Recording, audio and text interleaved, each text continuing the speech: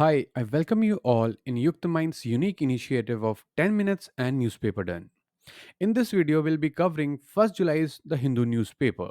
You can download the PDF of these news from our website www.yuktmind.com under current affairs tab, or also from our Telegram channel, the link of which is given in description below. Let's get going.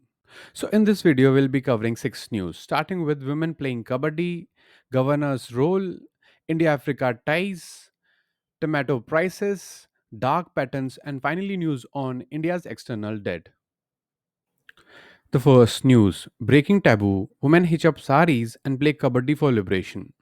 This news comes under the topic role of women and women's organization of GS paper 1 and also of essays.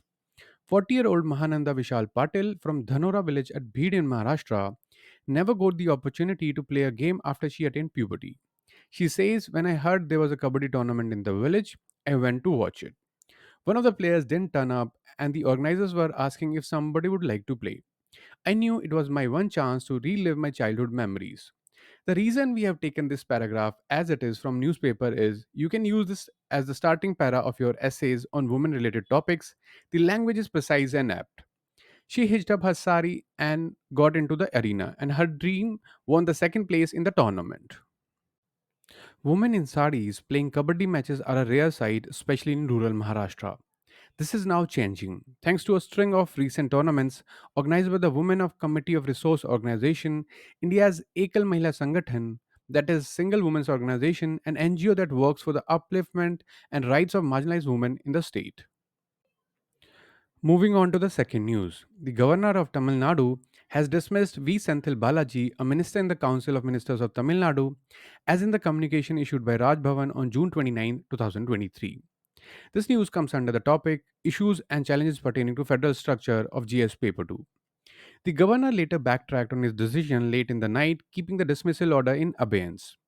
The operative part of the press release issued by the Raj Bhavan is that there are reasonable apprehensions that continuation of Senthil Balaji in the Council of Ministers will adversely impact the due process of law, including fair investigation that may eventually lead to breakdown of constitutional machinery in the state, hence the dismissal of the minister. His letter says he was invoking Articles 153, 163, and 164 of the Constitution, which deal with the executive power of the state being vested in the governor.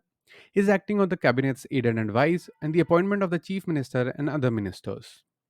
This unprecedented act of dismissing a minister of a government which enjoys an absolute majority in the state legislature without the recommendation of the chief minister of the state may set a wrong precedent and has the potential to destabilize state governments, putting the federal structure in jeopardy. So let us discuss the various articles involved. Article 153 talks about governors of states.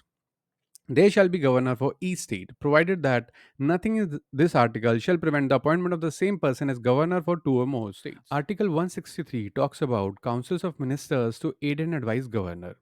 The subclause 1 talks about there shall be a council of ministers with the chief minister at the head to aid and advise the governor in the exercise of his functions, except in so far as he is by or under this constitution required to exercise his functions or any of them in his discretion.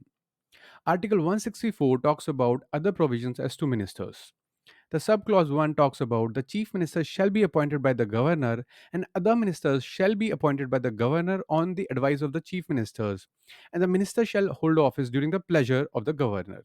So under Article 164 of the Constitution, the chief minister is appointed by the governor without any advice from anyone, but he appoints the individual minister only on the advice of the chief minister. The article implies that the governor cannot appoint an individual minister according to his own discretion. The chief minister alone has the discretion to choose his ministers. He decides who the minister of his council will be. He also decides who will not remain as a minister in his council. So, this is a political decision of the chief minister who is ultimately answerable to the people. The constitution has not transferred the discretion of the chief minister to the governor.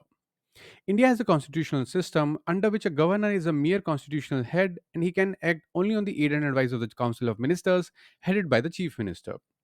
B.R. Ambedkar had stated unambiguously in the Constituent Assembly that there is no executive function which a governor can perform independently under the Constitution. The pleasure of the governor under the Constitution of India, insofar as it relates to the ministers, is not the same as that of a colonial governor. It should be noted here that much of the Act of 1935 has been reproduced in the Constitution. Section 51 of the Government of India Act 1935 confers on the governor the discretion to choose as well as dismiss the ministers. But when Article 164 of the Constitution was drafted, the words chosen, dismissal, and discretion were omitted. It was a significant omission which makes it abundantly clear that the Constitution did not confer any discretion on the governor to either choose or dismiss an individual minister. The position of the governor in India's constitutional setup has been clarified by the Supreme Court of India in number of cases.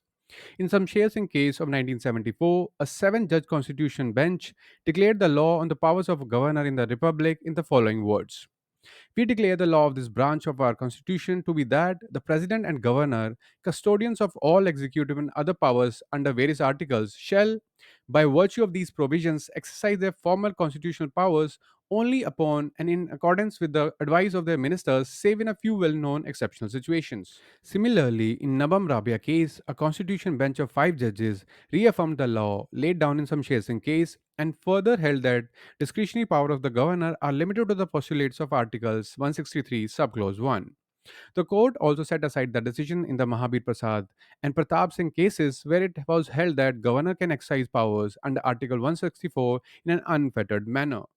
So let us discuss a previous year UPSC Prelims question on the role of governor asked in the year 2014. So the question is, which of the following are the discretionary powers given to the governor of a state?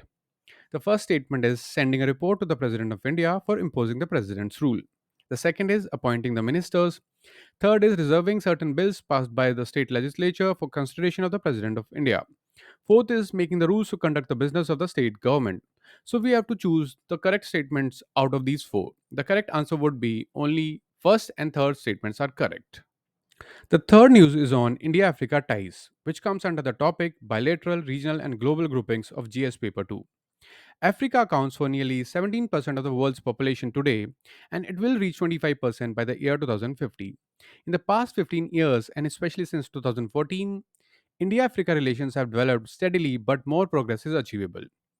In this context, the 20 member Africa Expert Group, established by the Vivekananda International Foundation, recently presented the VIF report entitled India Africa Partnership Achievements, Challenges, and Roadmap 2023.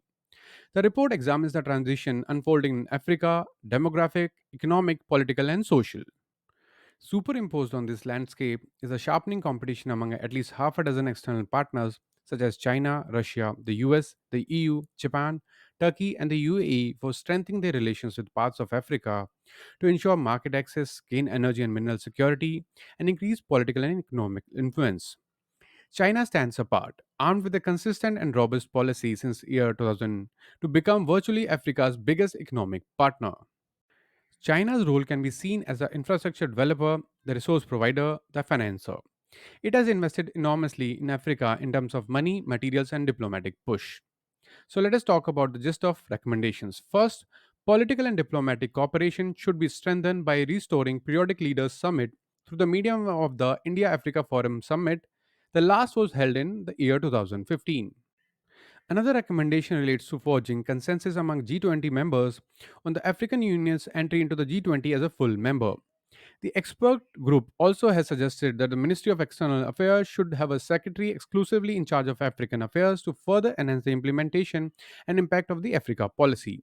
Second, on defense and security cooperation, the government needs to increase the number of defense attaches deployed in Africa and expand dialogue on defense issues. Third, India Africa trade touching $98 billion in financial year 22-23 is an encouraging development. This figure can go up if access to finance through the creation of an Africa Growth Fund is ensured. Fourth, socio-cultural cooperation should be increased through greater interaction between universities, think tanks, civil society, and media organizations in India and select African countries. Setting up a national center for African studies will be the right step. The fourth news center invites ideas from public to curb tomato prices. The news comes under the topic Transport and Marketing of Agriculture Produce of GS Paper 3. The center announced a Tomato Grand Challenge hackathon on June 30th, requesting the public to suggest innovative ideas to reduce the tomato prices surging for the past few weeks. A similar exercise was done when onion prices increased some time ago.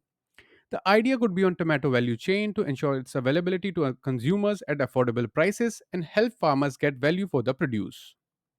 So, according to Union Consumer Affairs Secretary Rohit Kumar Singh, the cycle of planting and harvesting seasons and the variation across regions are primarily responsible for price seasonality in tomato. Apart from this, temporary supply chain disruptions and crop damage due to adverse weather conditions, etc., often lead to sudden spikes in prices. The fifth news Center to issue norms against dark patterns in online advertisements. The news comes under the topic Basics of Cybersecurity of GS Paper 3. Concerned over the increasing dark patterns of misleading advertisements, creating false urgency, confirmed shaming, forced action, subscription traps, and nagging on online platforms, the Union Consumer Affairs Ministry has decided to issue specific guidelines to control them. Rohit Kumar Singh, Secretary of the Ministry, urged consumers to flag such manipulative online practices on the National Consumer Helpline by calling 1915 or through a WhatsApp message on the given number. A dark pattern, also known as deceptive design pattern, is a user interface that has been carefully crafted to trick users into doing things such as buying overpriced insurance with their purchases or signing up for recurring bills. Mr. Singh said several governments across the globe have defined dark patterns and brought in strict laws against them. He said dark patterns distort consumer autonomy using a design architecture that tricks or influences consumers to make choices not in their best interest. Tactics such as false urgency, which creates a sense of scarcity to pressure consumers into making a purchase or taking an action, and basket sneaking, the technique to add additional products or services to the shopping cart without user consent, are used widely to lure customers. Subscription traps, the tactic that makes it easy for consumers to sign up for a service but difficult for them to cancel it, and hiding additional costs, particularly by travel and tourism websites, have also come under the ministry's radar. So, the final news of the day is regarding India's external debt, which comes under the topic Indian economy of GS paper 3. According to RBI, India's external debt was $624.7 billion.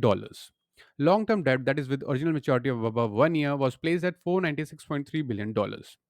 The share of short term debt, that is with original maturity of up to 1 year, in total external debt rose to 20.6%. Outstanding debt of government sector was $133.3 billion, whereas for non-government sector it was $491.3 billion. Thank you for watching this video. You can download the PDF of these news from our website www.yuktmind.com under the current affairs tab. Or also you can download the PDF from our Telegram channel, the link of which is given in subscription below. Thank you.